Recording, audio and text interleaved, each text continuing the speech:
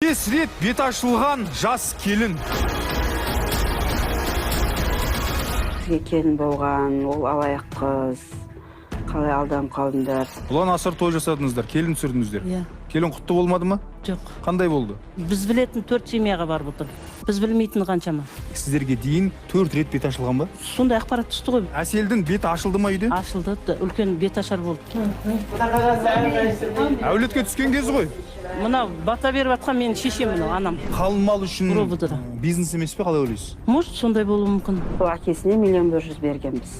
Қолма-қол өзіміз бергенбіз. Қазір енді ол келін темір торда ма, әлде бостандықта ма? Бостандықта жүр. Нешінші енесіз? Үшінші деп есептеп отырмын. Елдің беріп атқан қалың малын беріңіз алдын ала. Мен қыздың киіммен қосып апарам деді. Қанша? 1 миллион бердім. Сіздердің экс келіндеріңіз ортақ деген жерге шыққан. Одан кейін темір, одан кейін келін төбе, одан кейін Жетісай, соңғы аялдамасы Түркістан. Бизнес па? Бизнес.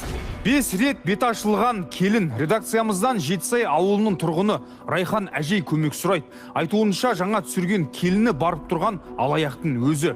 Бұған себеп қалың малды қалтасына басқан қаршадай қыздың қайта-қайта тұрмыс құруында дейді. Қайырлы кеш, құрметті көрермен. Эфирде көреміз сіздермен Руслан Өтепбай. Алдымен арнайы сюжет кезер салсақ. Жеңгесі арқылы менің қайныма шығып, өзі ұнатып, өзі шығып хабарласпай жатыр, сөйлестіріңізші деп, солай балаға өзі келген. О заманда бұл заман қыз баласы қашан жігітке жармасқан дейді жетісайлық Жазира. Бірақ сұр бойдақтықтан шаршаған қайын інісі үшін таптаурындарын бұзып, 2 жасты үйлендірмек болған.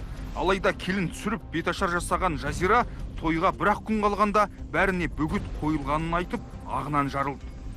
Шымкенттен Гуля есімді келіншек хабарласып, ортада тойхана арқылы хабарласып, бізге сертқан тойханамыздың администраторына шығып хабарласып айтты.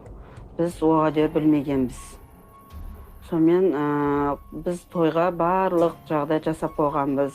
Шымкенттен барып, кит, бит, алтын бәрін әкеп қойғанбыз, барлық заттарды. Оғанда қаншама қаражат кетті. Бізге келін болған, ол алаяқ қыз. Қалай алданып қалдыңдар деп. Киіттерін түгендеп, қалың малын тапсырып қойған әулет телефонның арғы жағындағы адамға бірден сене қоймапты. Алайда аздан соң келініміздің ақ орамал тағып түскен суреттерін көргенде аузымызға құм құйылды дейді.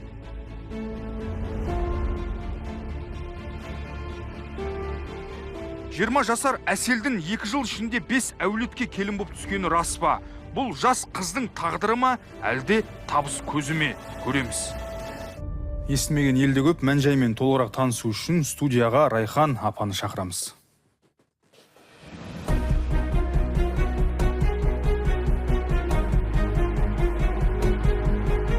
Райхан ханым, қош келдіңіз. Амансыз ба? Қай жақтан келіп отырсыз? Жетісайдан. Ұлан асыр той жасадыңыздар, келін түсірдіңіздер. Иә. Келін құтты болмады ма? Жоқ. Қандай болды? Енді қиын болды. Қиын болды ма? Иә. Сіз бұл әулетке кім боласыз? Әпкем ғой. Сол келін қып түсіріп отыр. Мен туған әпкем. Демек, жиен үйленіп отыр ғой? Иә, жиен үйленіп. Жиеннің есімі кім? Қайрат. Қайрат пен келін Әсел ғой деймін есімі, Иә. Қалай танысыпты? Бұлар сол Әселдің подружкасы сол ауылға келін болып түседі.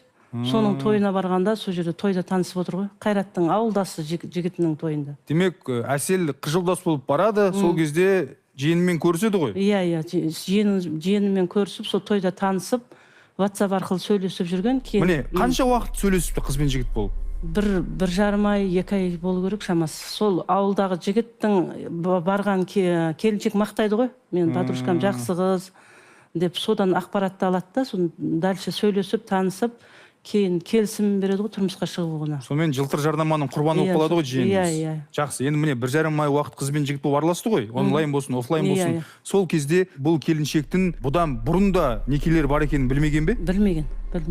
Ал сіздер қашан білдіңіздер? Біз сол 1,5 айдан кейін Әсел 1,5 ай сол отанға келін болды ғой. Содан кейін үлкен свадьбасын жасайтын күні, мысалы, октябрьдің 13-іне біз той болды, 12 күн обедте естіп тұрмыз ғой. Әселдің бет ашылды ма үйде? Ашылды, үлкен бет ашар болды, үлкен дүйім той болды. Видео естеліктер бар екен. Барлығымыз таң қалып сенбей отырмыз, бірақ ол расымен де экранға жер салайықшы міне. Жақсы. Құт болсын. Құда қаласа әрқайсының жақсылық болсын, шырағым. Мен Аллайым екі жақтың мейірімді шапаты болып, менің жасымды жолымды беріп, қосқаныма Құдай қоса қарып, 2023 жыл 19 тамыз Жетісайлық Қалжановтар әулетінің үлкені жаңа түскен келінге бата беріп отыр. Осыдан соң жеңгелер мен жас келін осы күнді есте сақтап қалу үшін жеке суретке де түсіпті. Ал мына суретте қызыл халат киген әсел мен оның күйеуі. Ал тағы бірде жас қыз халатын көйлекке алмастырып, анасы мен күйеуінің жанында тұр. Сонымен 19 тамыз дейді. Одан кейін үлкен той жасағалы жатқан едіңіздер. Барлығын бүлдірген кім, немесе не? Бізден алдын шыққан жеріндегі кісі хабарласты біздің, мен жездемен әпкеме. Сол 12-сі күні. Осындай сіздерге түскен келін бәрін сан соқтырып жүр, сендерді сол жағдайға жеткізбей тұрғанда, ертерек айтыңдар, не қолға алыңдар деп. Бірден сендіңіздер ме, әлде секем алдыңыздар ма? Жоқ, секем алып шок болып, әпкемен жездем тойханаларға барлық жерге заклад беріп тастаған ғой, заттарға, тойдың нәрселеріне. Мал сойылып тастаған, жылқы сойылып тастаған. Сосын әпкем сол жерде стресс алады да, білмей, сол жерде районда тұратын қызының үйіне барып, сол жерге екі қызын, жаңағы абысындарын, қыздарын бәрі шақырып ақылдасады ғой. Бізге осындай хабар келді, мынау не деген сұмдық деп. Жазира деген кім бұл әулетке? Жазира деген менің әпкемнің қайынбикесінің келіні. Жездемнің әпкесінің келіні. Иә, біз Жазирадан сұхбат алғанбыз. Осы бір процесстердің барлығында болған екен. Экранға жер салайықшы. Иә. Біздің әулетке август айында, тамыз айында келді. Толықтай 1,5 ай өмір сүрді. Хабар-шоу барды, әкесі деп әкесін таныстырды. Сол әкесіне 1,100,000 бергенбіз. Қолма-қол өзіміз бергенбіз. Демек, тойға бір күн қалған кезде келіннің толықтай бет ашылды ғой. Иә. Сөйтіп бұлар милицияға берген, жаңа әпкем алдыңғы барған жер айтқан ғой, олар сендер өйтіп тоқтатпаңдар, ол тамырын кесіп, концерт қойып, бекерге андай әбігерге түсіреді. Одан да милицияға беріңдер деп. Содан кейін милицияға берген, әпкем мен жездем барып. Қазір енді міне қараңызшы, сіздерге осындай суыт хабар келді. Сол кезде жиен өзінің енді болашақ келіншегінен сұраған шығар. Иә. Не болды, рас па? Өтірік пе, қауыс етпе деп? Ол вообще не болып қалды, бір түрлі болып қалды ол андай. Не істерін білмей қалды. Содан кейін әпкем мен жездем айтыпты милицияларға, үйден келіп әкетпеңдер, ертең салонға барады, сол жерден салоннан ұстап әкетіңіздер. Сонымен салоннан ұстап ровдыға апарып